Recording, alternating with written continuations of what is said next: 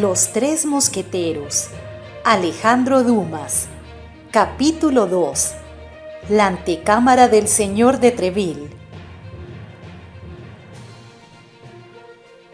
El señor de Treville había comenzado como Artagnan, esto es, sin sueldo en efectivo, pero con ese fondo de audacia, de ingenio y de tenacidad que hace que el más pobre hidalgo gascón reciba frecuentemente más en esperanzas de la herencia paterna de lo que recibe en realidad el noble más rico de cualquier otra provincia.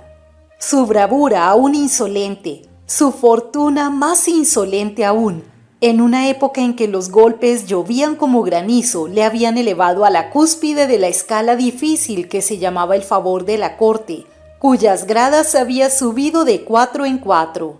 Era el amigo del rey que honraba mucho la memoria de su padre Enrique IV.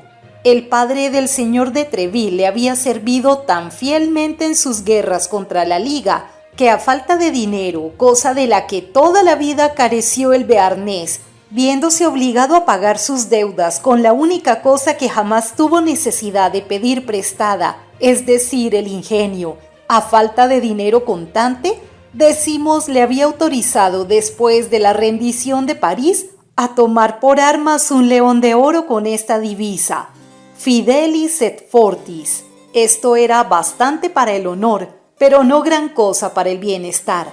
Así, cuando murió el ilustre compañero del gran Enrique, dejó a su hijo por única herencia su espada y su divisa. Gracias a estas dos cosas y a su nombre sin mácula, el señor de Treville fue admitido en la casa del joven príncipe, donde se sirvió también de su espada y fue tan fiel a su divisa que Luis XIII, que era una de las excelentes espadas de su reino, tenía la costumbre de decir que si tuviera un amigo que se batiera, le aconsejaría que llevara por padrinos en primer lugar a él y en segundo a Treville, y tal vez a este antes que a él. Así pues, Luis XIII profesaba verdadera amistad al señor de Treville, amistad real, egoísta, es verdad, pero no por eso dejaba de ser amistad. En aquellos desgraciados tiempos se procuraba con afán rodearse de hombres de su temple. Muchos podrían tomar por divisa el calificativo de fuertes que formaba la segunda parte de su escudo, pero muy pocos podían reclamar el de fieles que constituía la primera. Treville era uno de estos últimos. Tenía el caballero una de esas organizaciones extrañas de inteligencia obediente como la del dogo, de valor ciego, mirada rápida y mano pronta, a quien los ojos no servían más que para ver si el rey estaba descontento de alguien y la mano para caer sobre ese alguien, se llamara Besme, Maurevers, Poltrot, Demer o Viti.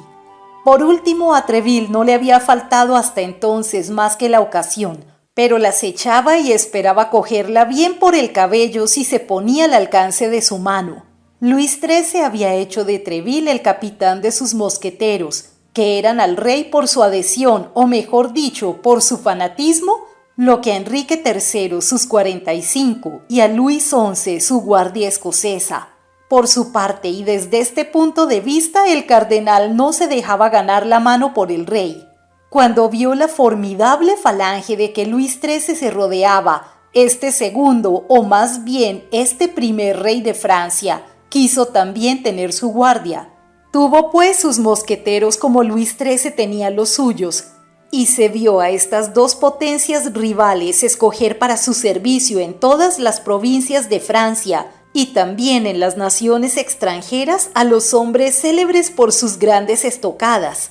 Así Richelieu y Luis XIII disputaban con frecuencia por la noche durante su partida de ajedrez con motivo del mérito de sus servidores.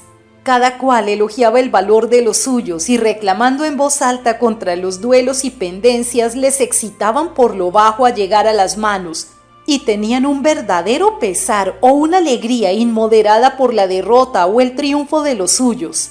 Así al menos lo dicen las memorias de un hombre que figuró en algunas de las derrotas y en muchas de las victorias. Treville había tomado a su señor por el lado débil, y a esta circunstancia debía el largo y constante favor de un rey que no dejó fama de ser muy fiel a sus amistades. hacía ostentación de sus mosqueteros en presencia del cardenal Armando Duplessis, en un tono socarrón que erizaba de cólera el bigote gris de su eminencia. Treville entendía admirablemente la guerra de aquel tiempo, en que cuando no se vivía a costa del enemigo, se vivía a costa de sus compatriotas. Sus soldados formaban una legión de diablos insubordinados para cualquiera que no fuera él. Provocadores, ebrios e insolentes, los mosqueteros del rey, o mejor dicho, los de Treville, se presentaban en las tabernas, en los paseos, en los juegos públicos, gritando fuertemente, retorciendo sus bigotes, haciendo sonar sus espuelas, atropellando con gusto a los guardias del cardenal cuando los encontraban y escandalizando en las calles con pendencias y galanteos. Muertos algunas veces, pero ciertos de ser llorados y vengados, matadores otras y seguros en este caso de no podrirse en prisión, porque allí estaba el señor de Treville para reclamarlos. Por eso el señor de Treville era elogiado en todos los tonos por aquellos hombres que le adoraban y le temblaban delante de él como colegiales delante de un maestro y obedecían a la menor palabra. El señor de Treville había hecho de esto una poderosa palanca, en primer lugar del rey y sus amigos, y en segundo para sí mismo y los suyos. Por lo demás, en ninguna de las memorias de aquella época, que ha dejado tantas, vemos al digno caballero acusado ni aún por sus enemigos, y eso que tenía tantos entre la gente letrada como entre la gente de espada. En ninguna parte decíamos, vemos a este digno caballero acusado de haberse hecho pagar la cooperación de sus satélites, con un genio raro de intriga que le hacía al igual de los intrigantes más fuertes, había permanecido honrado. Es más, a despacho de las terribles estocadas que embrutecen y de los ejercicios que fatigan, había llegado a ser uno de los más galantes corredores de aventuras y de los más alambicados decidores de conceptos. Se hablaba de las aventuras amorosas de Treville como 20 años antes se habló de las de Bassompierre, y no es poco decir esto. El capitán de mosqueteros era pues admirado, temido y amado. Luis XIV absorbió todos los pequeños astros de su corte en su gran irradiación, pero su padre, Sol Pluribus Impar, dejó su esplendor personal a cada uno de sus favoritos, su valor individual a cada uno de sus cortesanos.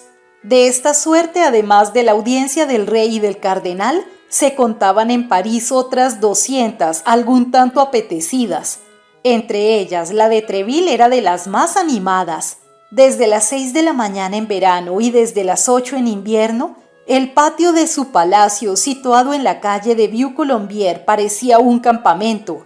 50 o más mosqueteros que parecían relevarse para presentar siempre un número imponente, se paseaban sin cesar armados en guerra y prontos a todo. A lo largo de aquellas escaleras, en cuyo emplazamiento nuestra civilización moderna edificaría toda una casa, subían y bajaban los pretendientes de París que corrían tras un favor cualquiera, los caballeros de provincia deseosos de ser alistados y los lacayos vestidos de todos colores que iban a llevar al señor de Treville los mensajes de sus señores o sus señoras. En la antecámara, sentados en grandes banquetas circulares, se hallaban los elegidos, es decir, los que habían sido citados. El murmullo de las conversaciones duraba allí desde la mañana a la noche, mientras el señor de Treville, en su gabinete continuo, aquella antecámara, recibía las visitas, oía las quejas, daba sus órdenes y, como el rey en su balcón del Louvre, no tenía más que asomarse a la ventana para pasar revista de hombres y armas. El día en que Artagnan se presentó, la asamblea era grandiosa, sobre todo para un provinciano que llegaba de su pueblo. Es verdad que este provinciano era gascón, y que sobre todo en aquella época los compatriotas de Artagnan tenían la fama de no dejarse intimidar fácilmente. En efecto, una vez que se había franqueado la puerta maciza claveteada de grandes clavos de cabeza cuadrada, se caía en medio de un tropel de gentes de espada que se cruzaban en el patio, se interpelaban y jugaban entre sí. Para abrirse paso entre aquellas olas agitadas, hubiera sido preciso ser oficial, gran señor o mujer bonita. En medio de aquel desorden avanzó nuestro hombre con el corazón palpitante, ciñendo su espada a lo largo de sus delgadas piernas, y llevando una mano en el ala del sombrero con esa sonrisa del provinciano cortado que desea aparentar buen continente. Cuando lograba rebasar un grupo respiraba más libremente, pero comprendía que todos se volvían para mirarle, y por primera vez en su vida, Artagnan, que hasta entonces había tenido muy buena opinión de sí mismo, se encontró ridículo. Llegado a la escalera empeoró su situación. En los primeros escalones había 4 mosqueteros que se ocupaban en el ejercicio que vamos a referir, mientras 10 o 12 de sus compañeros esperaban en el rellano que les llegara su vez de tomar puesto en la partida. Uno de ellos, colocado en el escalón más alto con la espada desnuda en la mano, impedía subir a los otros, o por lo menos trataba de hacerlo. Los otros 3 esgrimían contra él sus espadas con gran agilidad. Artagnan creyó desde luego que aquellos hierros serían floretes de esgrima con botón, pero pronto conoció al ver ciertos arañazos que se trataba de espadas con punta y bien afiladas. A cada uno de aquellos arañazos los espectadores y también los actores reían como locos. El que detenía el acceso en aquel momento mantenía en respeto a sus contrarios maravillosamente. Alrededor de ellos se formaba un círculo. La condición era que a cada golpe el tocado abandonara la partida, perdiendo su turno de audiencia en favor del adversario. En 5 minutos 3 fueron tocados, uno en la mano, otro en la barba y otro en la oreja por el defensor, que permanecía incólume y cuya destreza le valió, según las condiciones convenidas, ganar 3 turnos. Por poco asombradizo que fuera o quisiera ser nuestro viajero, este pasatiempo no pudo menos de asombrarlo. En su provincia, donde tan fácilmente se calientan los cascos, había visto emplear más preliminares para los duelos, y la gasconada de aquellos 4 mosqueteros le pareció la mayor de las que había oído aún en Gascuña. Se creyó transportado a aquel famoso país de los gigantes, donde Gulliver fue algún tiempo después y tuvo tanto miedo, y no obstante aún no había llegado al fin. Faltaban el recibimiento y la antecámara. En el recibimiento no se batían, contaban historias de mujeres y en la antecámara historias de corte. En el recibimiento Artagnan se ruborizó, en la antecámara tembló. Su imaginación despierta, que en Gascuña le hacía temible a las criadas jóvenes y algunas veces a sus jóvenes señoras, no había jamás soñado, ni aun en esos momentos de delirio, la mitad de aquellas maravillas amorosas, ni la 4ª parte de aquellas aventuras galantes realizadas por los nombres más conocidos y los detalles menos velados. Pero si su amor a las buenas costumbres sufrió un choque en el recibimiento, su respeto al cardenal quedó escandalizado en la antecámara.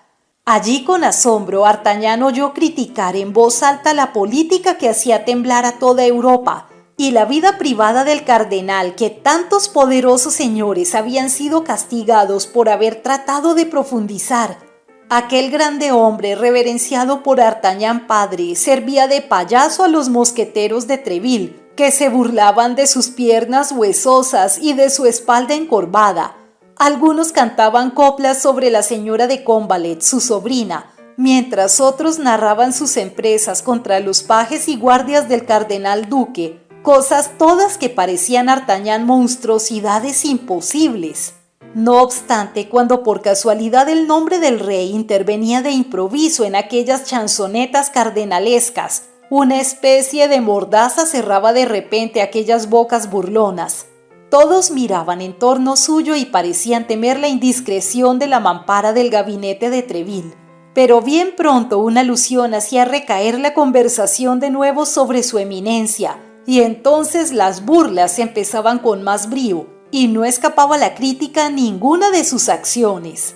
«Seguramente estos hombres van a ser presos y ahorcados», pensó Artagnan con terror. «Y yo sin duda con ellos, porque desde el momento en que los he oído y escuchado me tendrán por cómplice. ¿Qué diría mi padre si supiera que estoy en sociedad con tales impíos?» Así pues, como ya puede suponerse sin necesidad de que yo lo diga, Artagnan no se atrevía a tomar parte en la conversación.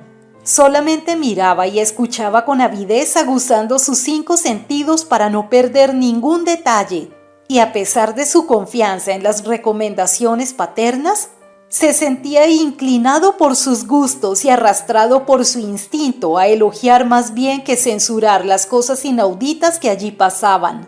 Sin embargo, como era completamente extraño a la turba de cortesanos del señor Treville y era la primera vez que se veía en aquel lugar, fueron a preguntarle qué deseaba.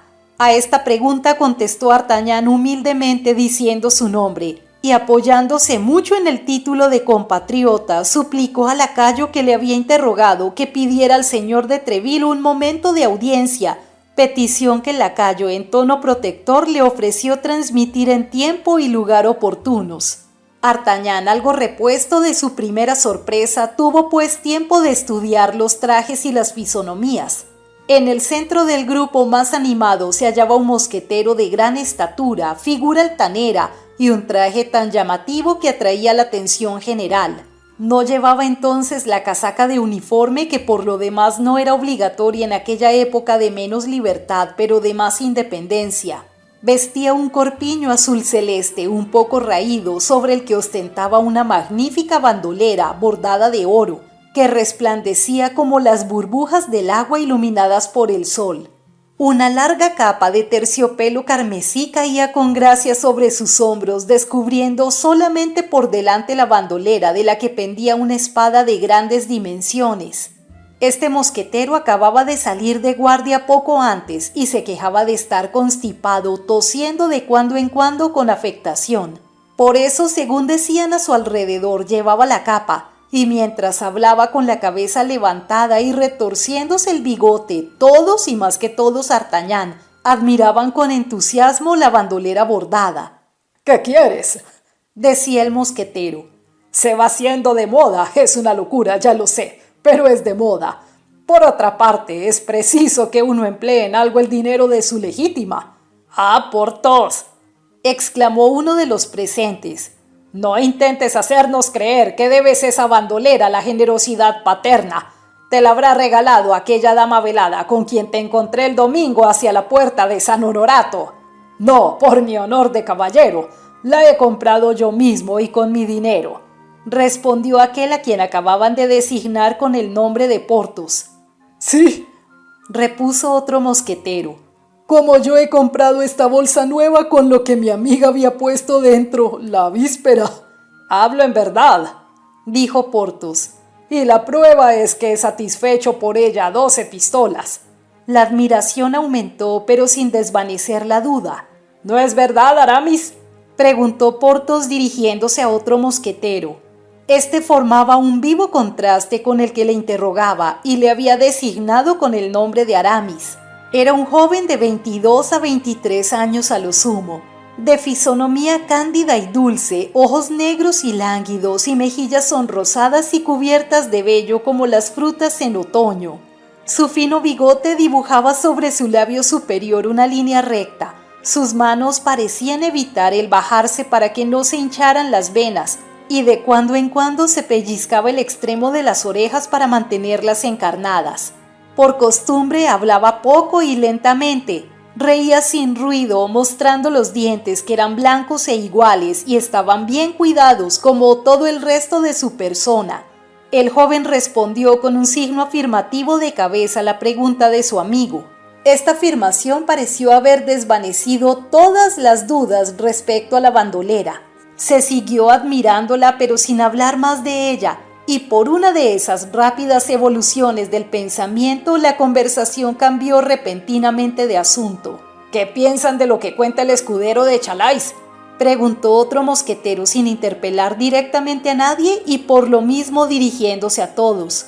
¿Y qué dice?, preguntó con petulancia Porthos. Cuenta que ha encontrado en Bruselas a Roquefort, el alma condenada del cardenal, disfrazado de capuchino. Ese maldito Roquefort, gracias a su disfraz, había burlado al señor de Lagnes como un tonto. Como un verdadero tonto, dijo Porthos. ¿Pero el hecho es verdadero? Aramis me lo ha contado, respondió el mosquetero. ¿De veras?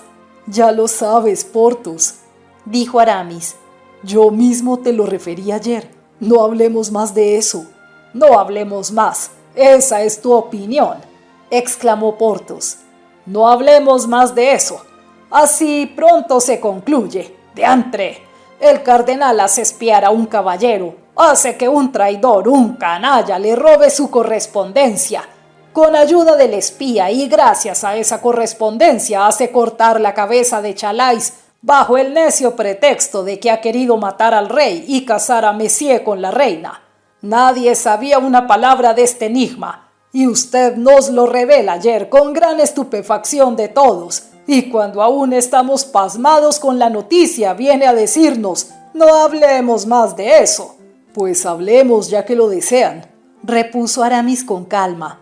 Ese Roquefort, gritó Porthos, pasaría conmigo un mal cuarto de hora si yo fuera el escudero del pobre Chalais. ¿Y tú no lo pasarías bueno con el Duque Rojo?, agregó Aramis. ¡Ah, el Duque Rojo! ¡Bravo, bravo, el Duque Rojo!, exclamó Porthos palmoteando y aprobando con la cabeza. El Duque Rojo es delicioso. Yo haré correr la frase, amigo, pierde cuidado. Tiene ingenio este Aramis. ¡Qué desgracia que no hayas podido seguir tu vocación! ¡Qué delicioso abate hubieras hecho!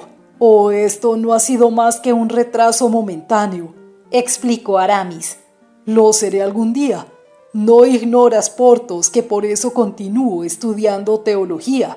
Lo hará como lo dice, añadió Porthos. Lo hará pronto o tarde. Pronto, dijo Aramis. No espera más que una cosa para resolverse a tomar la sotana que tiene colgada detrás del uniforme, dijo un mosquetero. ¿Y qué espera?, preguntó otro. Que la reina haya dado un heredero a la corona de Francia. No hagamos bromas sobre ese punto, señores, interrumpió Porthos. Gracias a Dios, la reina está aún en edad de darlo.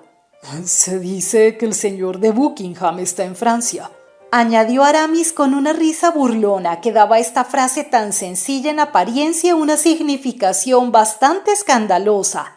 Aramis, amigo mío, por esta vez te has equivocado, contestó Porthos. Y tu afán de mostrar ingenio te hace siempre extralimitarte. Si el señor de Treville te oyera, te arrepentirías de hablar así. ¿Quieres darme una lección, Porthos?, preguntó Aramis. Querido, sé mosquetero o abate, una cosa u otra, pero no las dos a la vez, repuso Porthos. Ya sabes que el mismo Athos te lo dijo el otro día. Haces a pluma y a pelo, no nos incomodemos. Ya sabes lo que está convenido entre tú, Athos y yo. Vas a la casa de la señora de Aguillón y la cortejas. Vas a la casa de la señora de Bois Tracy, la prima de la señora de Chevreuse, y pasas por estar muy adelantado en la gracia de esa dama. Por Dios, no confieses tu dicha. Nadie te pide tu secreto. Conocemos tu discreción. Pero qué demonio. Ya que tienes esa virtud, practícala con respecto a su majestad. Que se ocupe quien quiera y como quiera del rey y del cardenal, pero la reina es sagrada, y si se habla de ello, que sea para bien. Porthos, eres pretencioso como Narciso. Te participo, repuso Aramis, que odio la moral cuando no la predica Athos. En cuanto a ti, querido, tienes una bandolera demasiado magnífica para ser muy fuerte en ese punto. Yo seré abate si me place, entre tanto soy mosquetero. En este concepto digo lo que me place, y en este momento me place decir que me impacientas. Aramis, Porthos, orden, señores, señores, gritaron varios en torno de ellos. El señor de Treville espera al señor de Artagnan, interrumpió el lacayo abriendo la puerta del gabinete. Al oír este anuncio, durante el cual la puerta estuvo abierta, todos callaron, y en medio del silencio general el joven gascón atravesó la antecámara y entró en la habitación del capitán de los mosqueteros, felicitándose de todo corazón de escapar tan a tiempo del final de aquella singular contienda.